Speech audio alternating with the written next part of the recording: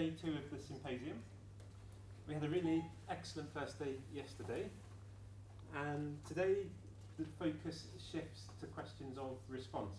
And we have 2 panels. The first panel is a pan-European panel. We have 3 speakers. Firstly, Sergei Boeke from Leiden University, who has very bravely chosen to speak about cyber surveillance. Then we have Dr. Corinne Benelier from University of Grenoble. And thirdly, we'll have Professor Inger-Marie Sander from the Norwegian Police University College. So 3 papers will be looking at different aspects of this issue of response. I'd like to hand over straight away to Sergei. Great. Well, first, a thank you for the invitation and the wonderful organisation of the Symposium. It's great to be here. See if I can find my slides. Sorry. No problem. Keep you on the job. Cyber. If anybody finds a spare cup of coffee, just send it over my way. So this morning, cyber or internet as used by counter-terrorist organisations, and it's a debate that has been raging for quite a while now. Of course, given an impetus by Mr. Snowden. 2 extreme poles, I think, in this debate. On the one hand, the security services or governments, the executives, represented here on the picture by General Clapper, and on the other hand, some vocal advocates for privacy, journalist Glenn Greenwald. Mr. Clapper, who heads the 16 American intelligence services, quite a challenge to keep them all together. He was quoted in March last year when he was facing a congressional panel who asked him, does America collect data on Americans themselves? And he said, no, not wittingly. And after Snowden, of course, presented his leaks and the program whereby all telephone data of Americans are collected was revealed, he had to explain himself, and he said that was the least untruthful answer he could give. So there is an issue of credibility there, on the one hand. On the other hand, Glenn Greenwald, he has and still is drip feeding the Snowden leaks. He's just brought out his book, No Place to Hide, which I can recommend, even though it is a one-sided story, and it's of course easy to criticize governments without offering any suggestions how to improve the situation. But these 2 poles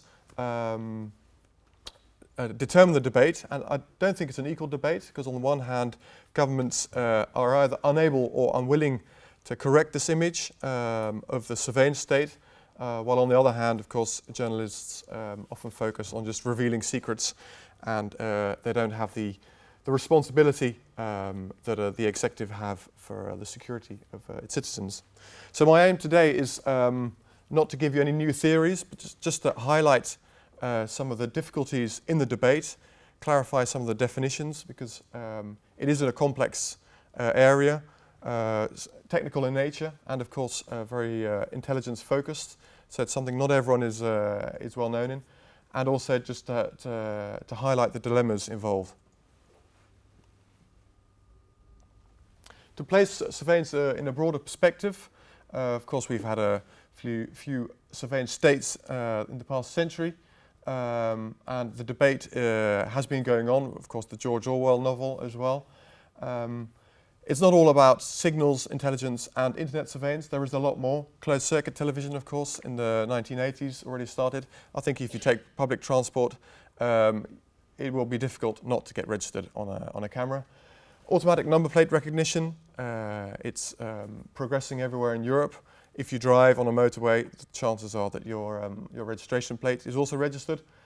I haven't written it down, but of course, loyalty cards for supermarkets to airlines, online banking, data is being collected everywhere all the time. The yellow data collection services are purely cyber, internet. One, social media monitoring. We had a great presentation yesterday. So anything you put on Twitter or Facebook, it won't just be the university researcher looking at it, but it will be secret intelligence services, and it can be others. And it's unclear how long the data will be kept. If you switch on your phone or your iPad, there's often a location tracker that's also stored, so your location can be tracked, and browsing behavior. I think we all enjoy the Outlook service, free Hotmail, but there is of course a cost. It's a business model, and information that you use is sold. And the implications are, I think, quite serious. Firstly, there's enormous growth in data, which means it has to be stored. And the questions are, who stores it and how long is it stored? Technically also, it has become possible to combine databases, to form platforms where you can combine, for instance, visual drone feeds with SIGINT intercepts and other information. So technically, if you combine all the data collection elements, you can form one very big, efficient police state. So that's technically possible. I think we have a lot of legal cadres in different countries that will prevent this, but the technology is there. And finally, of course, the question of ownership. The debate now, and what I will focus on later, is, of course, the public services, intelligence services, but we really do need to ask ourselves, what is the private sector doing with our information? And all the information we put on Facebook or all our phone records, how long are they being kept and what's happening to them? So that's just to contextualize the debate. To clarify a definition, which has not always been clear in some of the Snowden leaks, there is a big difference between surveillance and espionage. Espionage, as is often gleefully told by intelligence professionals to their clients, is the second oldest profession in the world, only with fewer morals. And I think both world wars were won mostly in part to good intelligence, or intelligence played an important role. And the traditional targets are political, military, and diplomatic, or even economic persons and organizations. It can be allies as well as foes. There was a lot of uproar when when it was revealed that Merkel was eavesdropped on, but I can assure you that many other countries do the same. And of course, it's interesting for an intelligence service to see if there's a difference between what a leader says and what he or she does. So it is entirely legitimate, you can argue, that you also keep an eye on your allies, as of course friendships change. In contrast to, for an example, the law of armed conflict or humanitarian law, which has, I think, for the past 100 years developed quite a body of customary law and jurisprudence, there is no international legal cadre on intelligence or on espionage. So there's nothing that forbids it. And there are quite a few legal issues, I think, which will be treated in the next presentations, which are complicated because when you have a legitimate political target, because you want to provide some early warning to your decision makers, why should someone have less right to privacy than someone else in the organization? As there is no international legal framework, there are national, of course, legal frameworks, but they are based, to put it simply, on hypocrisy. Because you forbid other countries to commit espionage on your territory, but basically you warrant your own intelligence agencies to do the same abroad. So there is one rule, that's don't get caught. And when you do, then it's often solved by diplomatic or political negotiations. And something that I will elaborate on, there is an important distinction in every legal system between your own nationals and foreigners, which is, of course, I think one that is difficult to maintain if with, for instance, the UN treaties and even the EU treaties on human rights that we all share. Just to give you a broad overview of who is collecting data on who, or who is spying on who. The traditional is here, state on state. That's been done for the past hundreds of years, and that should not be seen as a surprise, even though, of course, Snowden revelations have shown that people can be very creative. Surveillance is the state on citizens. There can be, of course, that is the state on its own citizens, but increasingly in with the technical collection capacities, you of course also harvest data on other country citizens. The private sector is involved in espionage. That's not new.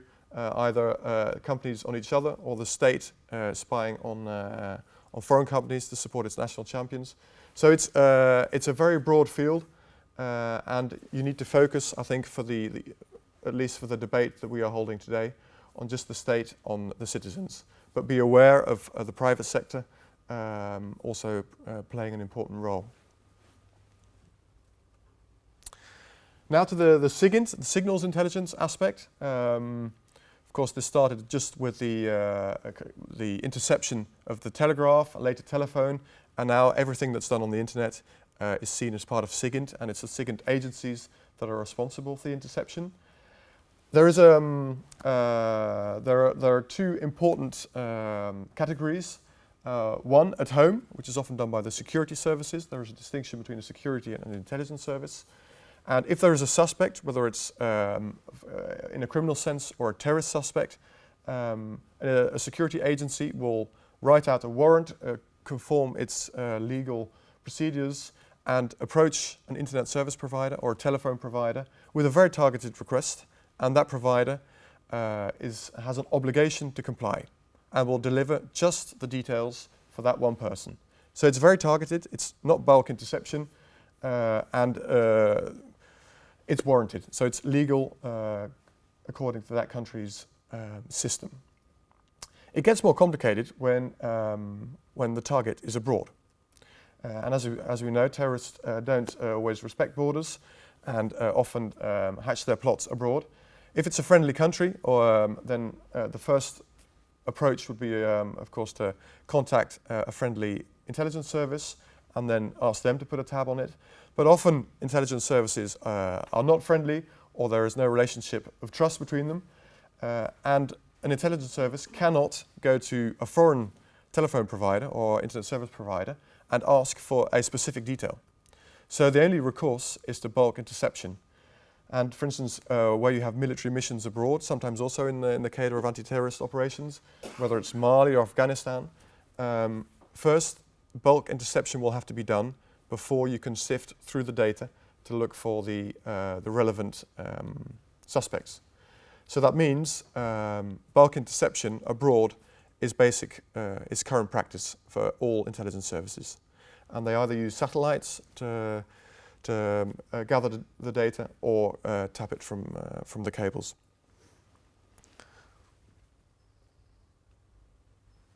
There's also another distinction in what you collect, and there's a debate going on between the content and the metadata. The metadata is basically the technical information on the communication. So, for instance, if you are calling someone on your mobile phone, the metadata would be at what time you placed the call, the technical numbers of your phone, the answering phone, also the duration of the call, and sometimes the location of the two phones.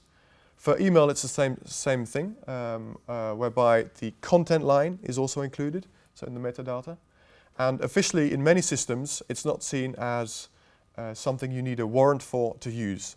So the metadata, which is of course held by all the ISPs or the telephone providers, is shared, sometimes not voluntarily, with the security services, and they use it for several purposes.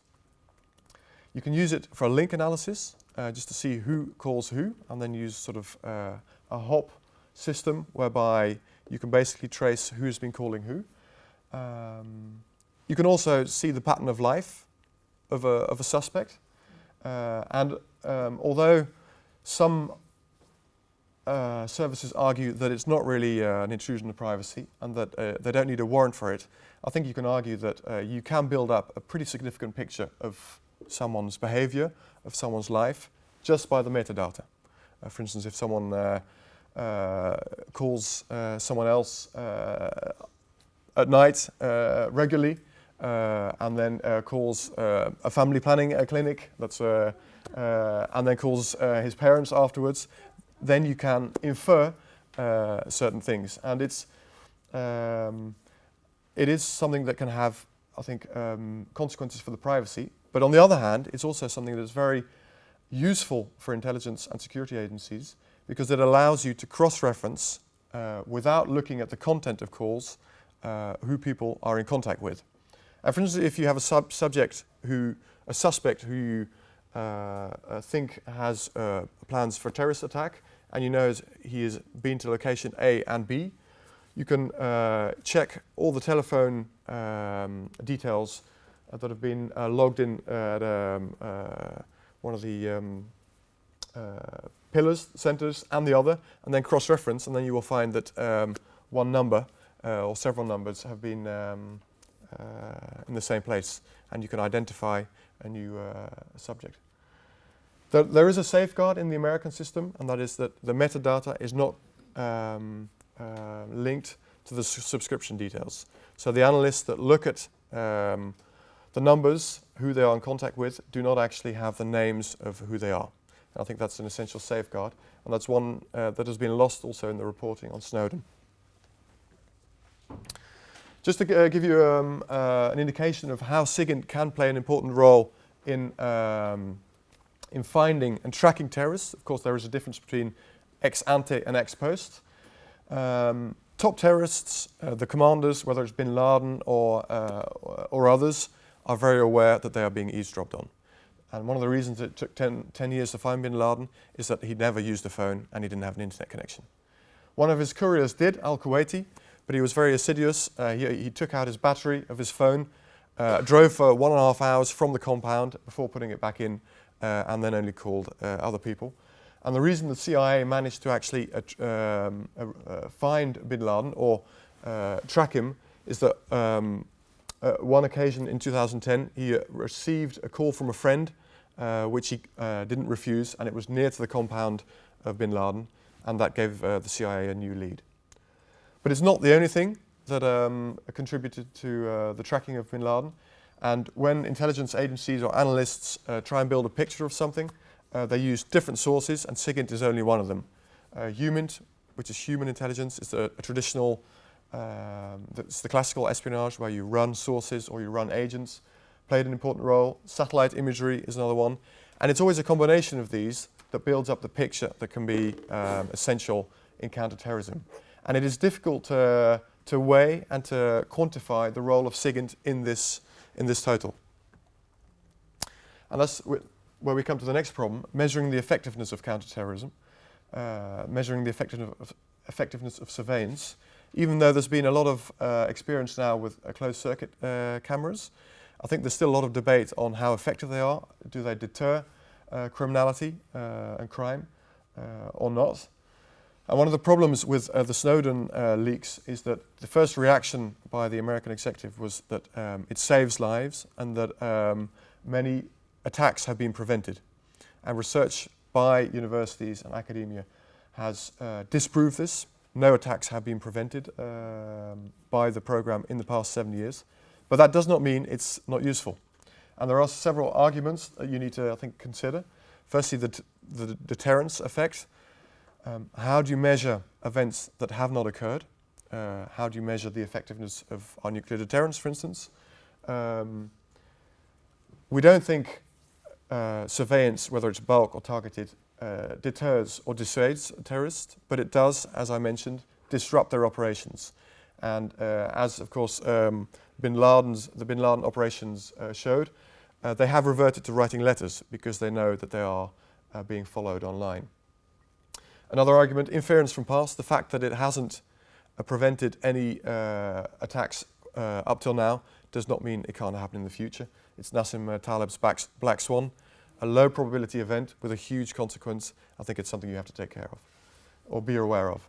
Finding the practical problems, as I already mentioned, often you don't know how important a role of SIGINT was in a specific case, and also a very traditional long-standing problem for intelligence agencies. Their failures always end up on the front pages of newspapers, but their successes are hardly ever showcased because you don't want to reveal your sources. So the concluding dilemmas I think, for surveillance is that there is a very strong distinction between nationals and foreigners in your legal system. But with internet and, of course, international law, it's a distinction that is hard to maintain. It leads to bulk interception abroad unless you have a very technical, high standing capacity. PRISM, for example, that's very targeted and it's not bulk surveillance. It's just focusing on individuals. But many countries are not able to do that. So what they have to do is vacuum up the information first before searching. I think we have to distinguish carefully between classical espionage and surveillance. One of the reasons intelligence services are very wary in talking about surveillance is because they use the same techniques for classical espionage, whether it's political or military. It's the same programs, and often they devote more attention to this than to counterterrorism because it can be a bigger threat. An implication of Snowden, we now all know what the Five Eyes community are doing, but what are the other countries doing? What are Russia and China doing? I think their initial reaction was, we have some catching up to do, but they certainly will do so. So that's, I think, an area of concern. And finally, to conclude, we focused on intelligence and security agencies, but of course, I think we need to also get a legal framework for the private sector, because there's a lot of our information online. We don't know who's storing it, we don't know where it's going, and it's equally a concern an area of concern. Thank you.